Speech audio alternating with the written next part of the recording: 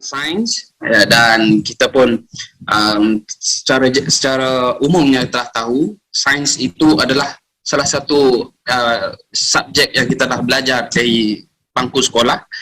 Dan sebelum saya meneruskan lagi, saya alukan kepada seluruh ahli-ahli hadirin hadirat di dalam ini, sekiranya ada masalah teknikal, saya lalukan untuk beri feedback di ruangan chat supaya saya tahu ada masalah teknikal dari segi audio ataupun video. Jadi sebelum kita pergi lebih lanjut kepada diskusi kita pada malam ini, seperti yang kita tahu, sains itu adalah ilmu pengetahuan yang teratur, yang boleh diuji ataupun dibuktikan kebenarannya.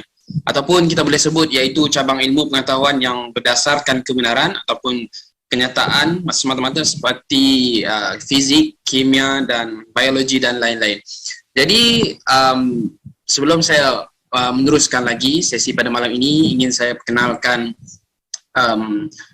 yang berbahagia panel kita, pembicara kita, iaitu Prof. Dr. Kamarul Razi Ibrahim, iaitu pengurusi kluster sains dan pembangunan mampan Nadwah Ilmuwan ABIM. Jadi Assalamualaikum Prof, apa khabar? Sihat Prof?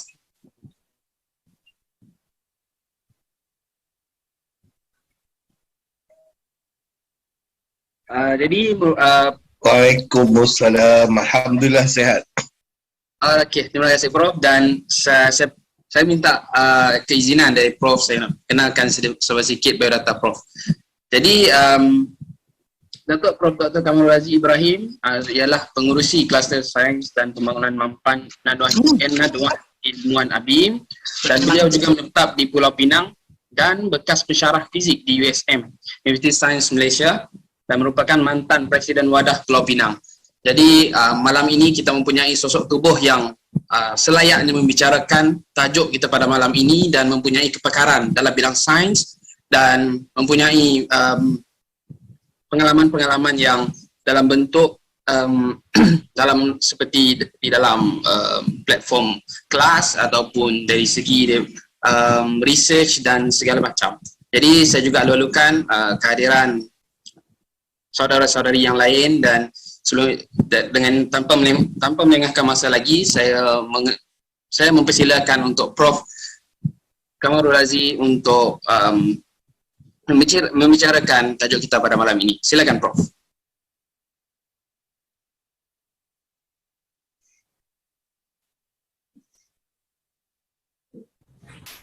Ada Prof. Terima kasih Luqman.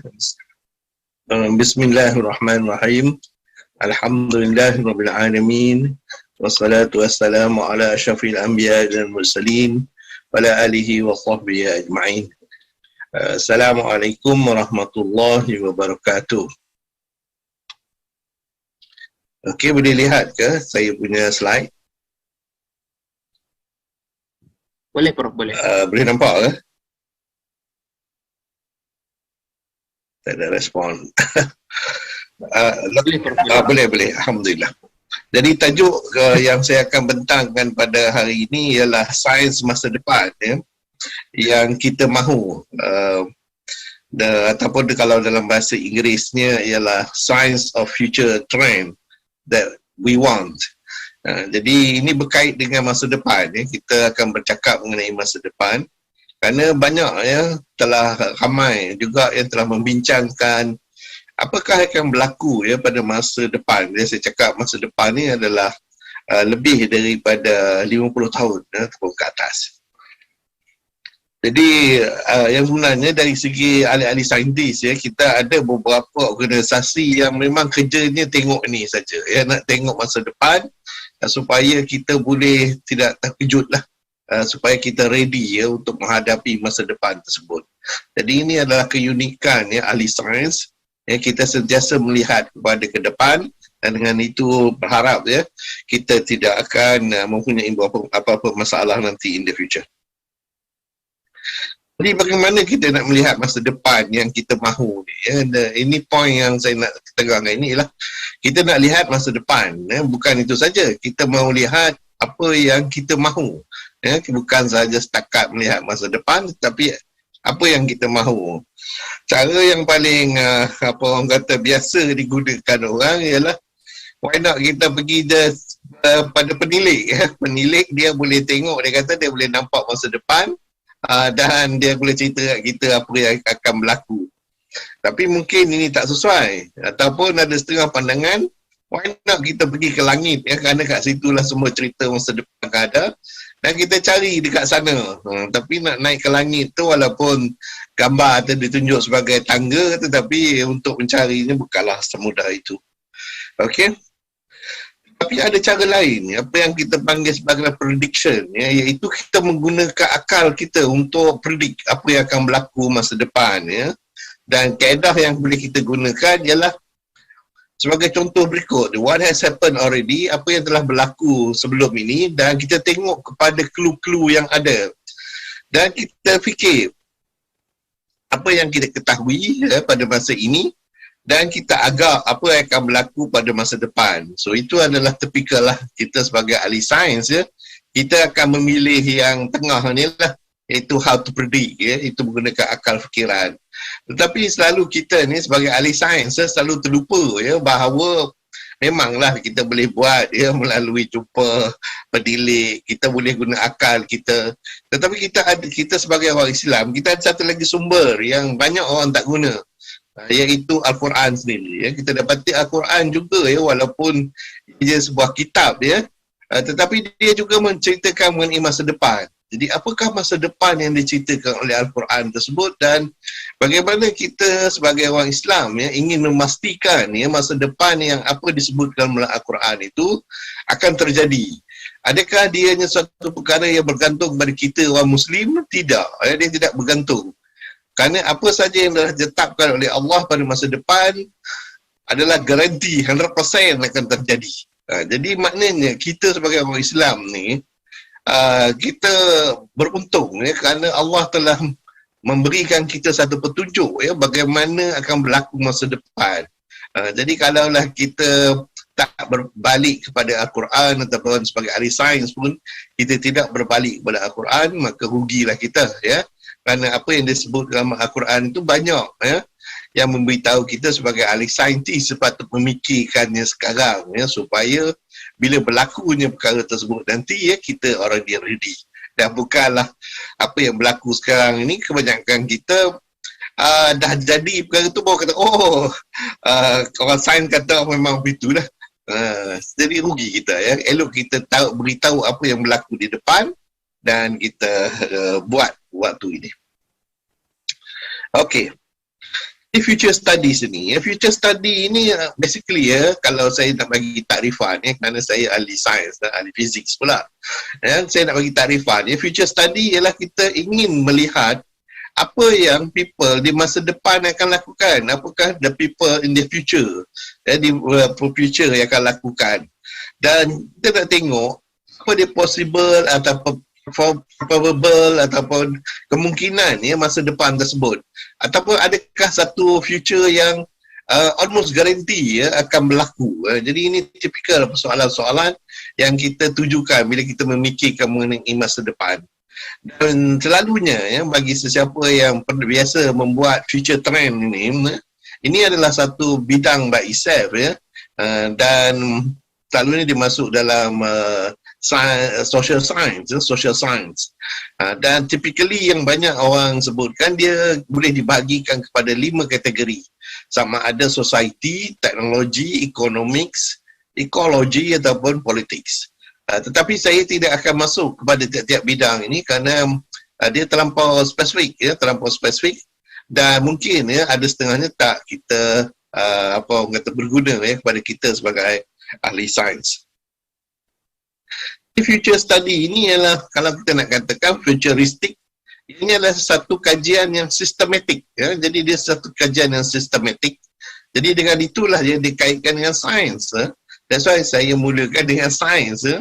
Iaitu dia interdisciplinary dan dia memerlukan, ya, knowledge, ya, daripada semua bidang, ya, sebagai contoh fizik, biologi ataupun kaji hayat, daripada mathematics, daripada kimia dan lain-lain lagi. Dan ianya adalah holistik ya, kerana dia akan involve isu-isu ketuhanan later. Jadi future study ni bukanlah satu bidang yang simple ya, in that sense kita tengok. Dan ianya adalah predictive technique ya. Kita akan menggunakan predictive technique sebagai contoh forecasting ya. Kita mengagak-agak berdasarkan kepada maklumat yang kita ada ya, dan berdasarkan ke contemporary future yang kita lihat ya. Jadi daripada situ ya, kita boleh agak apa akan berlaku pada masa depan. Berdasar, dan ini adalah sebagai yang saya dah katakan tadi ya, bagi sesiapa yang ingin melihat bidang ni secara spesifik ialah social science. Jadi social science jadi masih science lah. That's why yang kita bincang ya, dalam kita punya cluster ya, cluster science. Tapi bagaimana saya sebagai ahli fizik saya membincang dalam social science. Sains ni sebenarnya kita ketahui ya, dia ada ciri-cirinya. Nanti saya akan bincangkan ciri-ciri sebagai sains ya, bila dikatakan sains tu apa dimaksudkan. Dan ada setengah pandangan mengatakan ianya adalah extension to the field of history ya, kerana dia menceritakan mengenai sejarah. Cuma apa yang kita lihat ialah kita belajar daripada sejarah yang lepas dan kita cuba predict apa yang akan jadi pada masa depan. Jadi ini sejarah mundur ke belakang mengikut tahun dan kita pergi balik ke depan ya, untuk tengok the future ya, berdasarkan sejarah tersebut. Okey, jadi ini adalah future ya, future study ataupun kadang-kadang disebut sebagai future. Jadi apa yang kita nak fikirkan ialah satu perkara yang continue ya. Maknanya dia berlaku sekarang ni, berlaku sesuatu perkara dan kita nak tengok adakah perkara yang berlaku sekarang ni akan berterusan ataupun dia akan berubah, dan apakah dia perubahan-perubahan yang akan berlaku supaya kita boleh sebagai manusia dan juga sebagai ahli sains dan sebagai pendakwa ya, bertindak balas nanti ya, reaction kita terhadap benda ini. So ini adalah apa yang kita tengok ialah event ataupun trend ya, trend terhadap apa yang akan berlaku pada masa depan. So sains ialah satu konsep yang orang kata penting bagi kita. Mungkin ramai yang belajar sains tapi tak tahu apa dia sains ya. Ini istilah scientific method yang dipanggil sebagai scientific method. Ini yang sebenarnya mula-mula ditulis oleh orang Islam ya, walaupun ramai orang tak mau terima dia sebagai penulis sains ya, tetapi orang barat dah memang dah accept dah bahawa bila cakap mengenai method sains maka ianya adalah berpunca daripada orang Islam. Jadi janganlah kita orang kata bila kata sains orang kapiak, tak ada. Ini adalah direka oleh seorang ulama besar ya, seorang ulama besar. Dia menceritakan kaedah sains ni. Apa dia kaedah sains? Dia bermula daripada kita lihat kepada suatu perkara itu dan kita ada skepticism, maknanya kita tak percaya pada perkara tersebut. Kemudiannya kita akan cuba mencari ya, dari segi material apa dia eksperimen ya, untuk menerangkan perkara yang berlaku tersebut. Dan seterusnya kita akan cuba cari prosedur-prosedur yang ada, yang kita boleh lihat ya, secara immediate. Dan seterusnya kita akan kumpulkan data-data ni dan kita buat perbandingan. Kalaulah data tak cukup, kita tambah lagi data lagi untuk berdasarkan kepada apa yang kita lihat. Dan kemudian kita fikirkan rasional dia. Kalau kita tengok data dia itu dah mempunyai satu trend ya, atau mempunyai satu bentuk ya, maka kita akan cuba cari mengapa dia mempunyai perangai seperti itu. Dan akhirnya barulah kita kata kita telah mendapat scientific realism ya. Tapi dalam gambar kat tepi-tepi ni warna-warni ni, ini adalah ringkasan ya, ringkasan kepada scientific method, dan yang ini adalah lebih sikit lagi lah. So tapi konsep dia sama ya, bermula daripada bertanya dan seterusnya kita find out apakah dia hipotesis dia dan seterusnya. So itu adalah pillar dia ya. Bila kita sebut mengenai sains ya, dalam kita sekarang ni kita nak tengok sains masa depan. Jadi kita akan lakukan semua perkara ni ya, untuk mendapatkan apakah dia masa depan tersebut. Okay, why the future? Mengapa future ya? Kerana kita akan pergi ke sana ya, pada satu masa nanti kita akan pergi ke sana.